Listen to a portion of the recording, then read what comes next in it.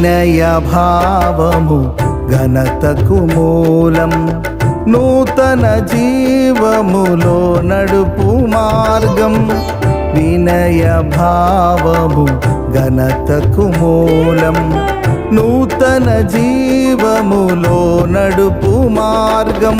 నా విన్నపం విన్నావులే, అరుదెల్చెనే నీ వరములే.